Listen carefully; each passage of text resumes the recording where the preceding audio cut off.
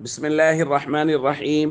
عن أنس رضي الله تعالى عنه قال قال رسول الله صلى الله تعالى عليه وسلم يهرم ابن آدم وتشب منه اثنتان الحرص على المال والحرص على العمر رواہ الترمذی۔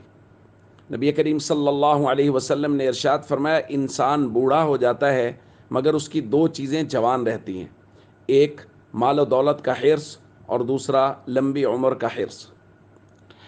دوستو، شیطان انسان کا سب سے بڑا دشمن ہے اور وہ ہمیشہ انسان کو دھوکہ دینے کی کوشش کرتا ہے۔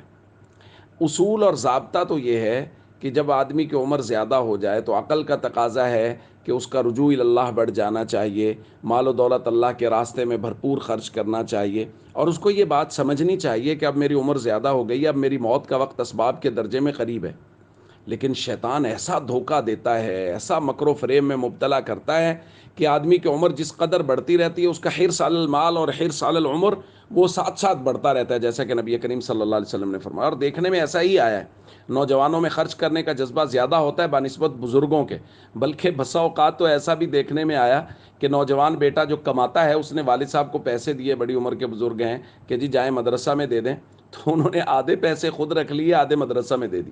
یہ ہے حرص علی المال۔ اور اسی طرح حرص علی العمر، آپ کسی بڑی عمر کے بیمار آدمی کے پاس بھی بیٹھیں گے تو ان کی گفتگو سے آپ کو یہ نہیں لگے گا کہ جی اب میری وقت قریب ہے، اب کافی عمر ہو گئی ہے، اب رجوع اللہ ہونا چاہیے، کیونکہ شیطان ہم سب کو دھوکے میں ڈالے ہوئے۔ اور یہ صرف بڑے عمر والوں کی بات نہیں ہے، ہم سب کی بات ہے، جوانوں کی بھی یہی بات ہے۔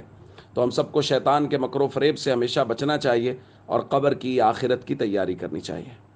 السلام علیکم ورحمۃ اللہ وبرکاتہ۔